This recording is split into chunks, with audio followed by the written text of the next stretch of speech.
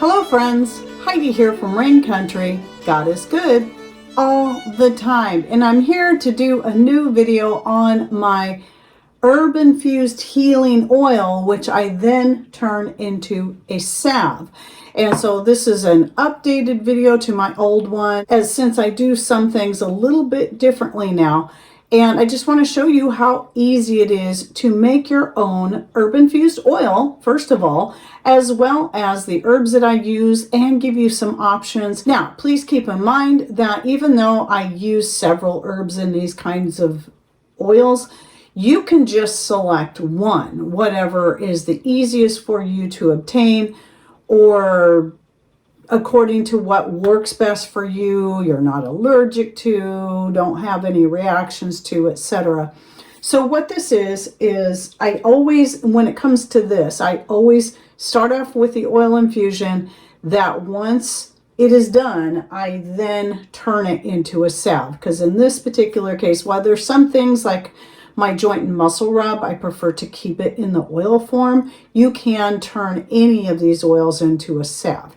And for my skin cream, I use a bit different types of ratios, and you can check out my regular skin cream video. I use that on my face every day, have for many years. I even use it in my hair and any other places where my skin is really dry. But the healing salve, I use more specifically for any areas where I might be having any kind of skin issues, rashes, cuts, sores, blisters, etc. And I find it to be quite effective. So let's start off with the oils that I use. This is where the major update is. So when it comes to the oils, first of all, you always want to look at something, especially if you're going to apply any heat, no matter how low. You always want to look at something that has a good shelf life at higher temperatures. And avocado oil is one of those. Coconut oil is good as well. But if it doesn't stay in a liquid form because it's too, like it doesn't here, it always is solid, then I recommend you go with something like a fractionated coconut oil that is already in liquid form. Anyway, these are a couple of the oils that have a high heat point to them, or smoke point, so you don't have to worry about that. Even though I do not ever apply direct heat to my infused oil, and I have a video on that if you'd like to learn more that I'll link to down below. It's not that you can't. It's just you got to be careful, especially when you're talking oils. Certain more delicate herbs can too easily be damaged by applied heat. However, I do still do these infusions in the warmest room of my house. So that would be in my living room, not far, but not right next to my wood stove. So in this case, though, several of my different oil infusions, such as the one I use for my scalp and hair, the joint and muscle rub, and now the healing salve, I have now added castor oil to that. Now, some people will do infusions using just castor oil, but for me, I use a blend because of the fact that castor oil is quite thick. It can be rather sticky, but most importantly, because of its higher viscosity, my personal opinion is it isn't going to infuse as well as something that has a lower viscosity, such as avocado oil. Now, yes, you can use olive oil, but just keep in mind the more virgin your oil is, the more apt it is to go rancid, which is why I always go with an avocado oil. For my oil, I go, I think for this I used close to a 50-50 or a 1-to-1 ratio. Sometimes I'll do a 1 part castor oil to 2 parts of my avocado oil. So you can just play with that and decide what ratio you think is best suitable. But because of the lower viscosity of mixing the two oils together, I strongly believe it infuses better than if I'd used castor oil alone. So the herbs I used in these, my two main herbs of interest whenever I'm talking about a healing salve are plantain and comfrey, which I grow here. So I do get a lot of both of those. And so I will use mostly that. And also I like to add dandelion flowers and calendula. I tend to lean more heavily on the dandelion flowers than the calendula, simply because I get far more dandelion flowers than I do calendula. And, you know, it's a perennial, so it just keeps coming back, where the calendulas can sometimes be perennial, and some years I might have a harder time getting them started and getting a good production. So though I love calendula and it has great skin healing properties, I do still lean more heavily on the dandelion flowers, because their healing properties for the skin for both of those are pretty similar. In fact, they are rather closely related anyway. So you'll see in the clip that I'm not even measuring the herbs out. I'm just pouring them in there. And typically what I'll do is try to go up to at least about the halfway point with my dried herbs, sometimes even higher.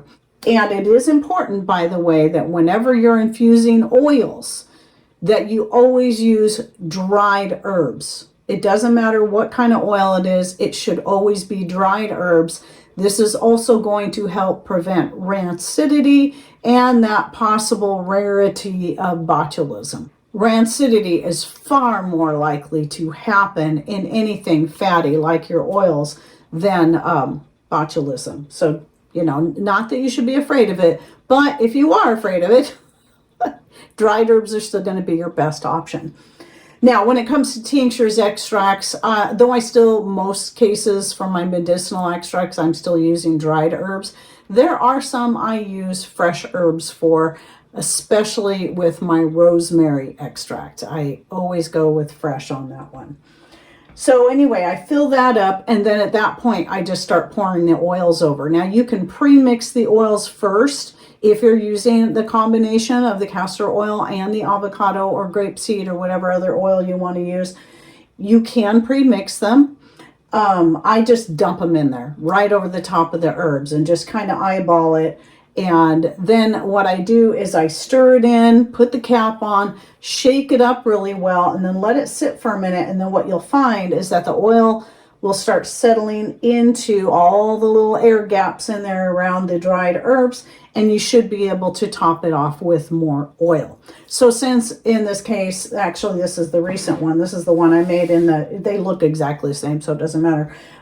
In the little video clips I'm using, you'll see that it looked like I put a lot more castor oil in initially than of the avocado oil, but since I did start off with a good amount of castor oil, I then, when I went to top it off, which I had to top it off twice, I went ahead and just topped it off with only the avocado oil in this case. Now, I did date these. Since I was really low on my oil, I thought I better get 2 of these because it works really good. Patrick gets, his hands get really dry. This is what he uses on them.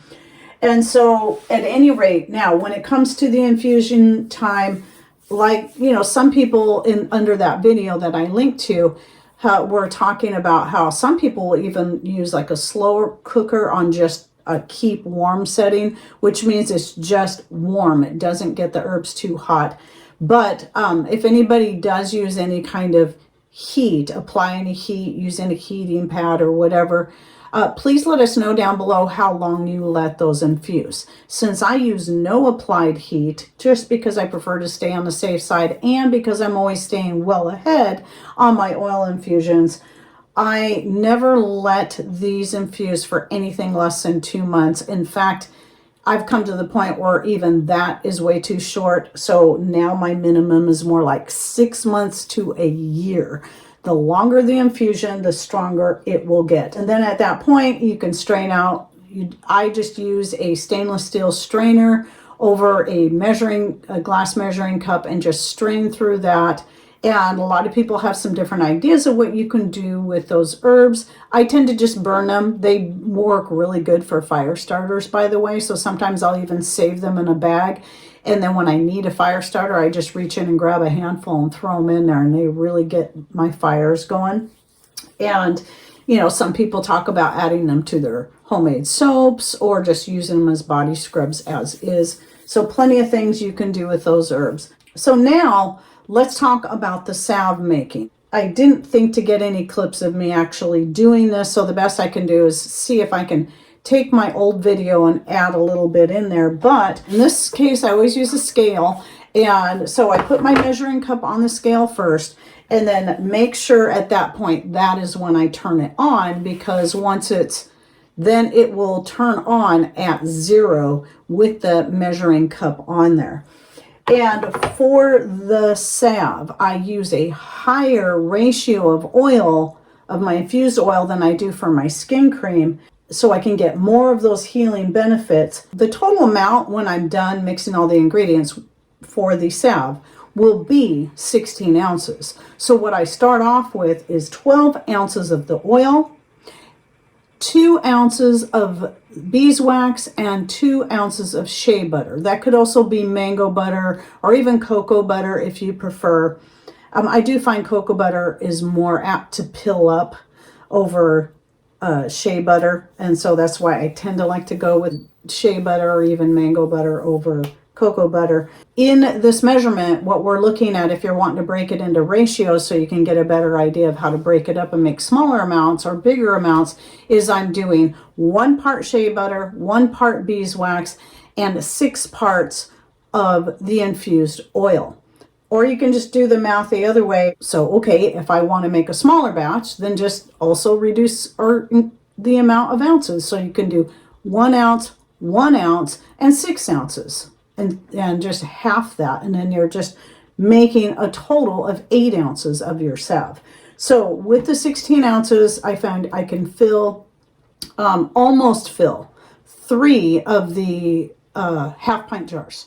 And I like to use the wide ones in this case rather than the taller but more narrow ones, because it is just far more easy to use straight out of the jar. And of course, what I do is I gently heat these together so that everything can melt. One thing I've started reconsidering that I might do is start melting the shea butter and the beeswax together first until it's fully melted, and then add the infused oil, so I'm not possibly burning or damaging any of the benefits of the oil, so that way it's not in there as long, and then I can just mix them together quickly and then pour them into the jar. So again, I still try to stick with using a very low heat, and if you stir it constantly, that does help speed up the process, especially when you're using lower heats. It can take a long time for that beeswax to melt.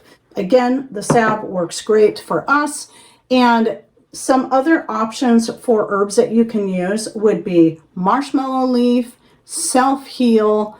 Arnica is a great one. Arnica is really expensive. I do grow it now, but I tend to save the arnica for my joint and muscle rub, because arnica is really good at healing bruises, sprains, etc. And there's a great many other healing herbs. Like for my skin cream, I use a different type of herbs that are just very beneficial to the skin. But when it comes to the really powerful healing ones, these are the ones I think are the most powerful, but you can do a little research. And if you're interested in learning more about other types of herbs and various things that are good for skin health in general, I'll link to the video I did a few years ago on natural skin care, where I go over the various herbs and foods and more. So this is topically as well as things taken internally. So anyway, I hope you found this video helpful. Any thoughts, ideas, or even questions, please put those in comments down below. And don't forget to check out the links I'll be putting in the description box by clicking on more somewhere down here below the video screen. You should just see the word more. If you're on Rumble, it will say show more. If you click on that, it will open the whole thing so you can see all the links that are there. And thanks for watching. Take care and God bless.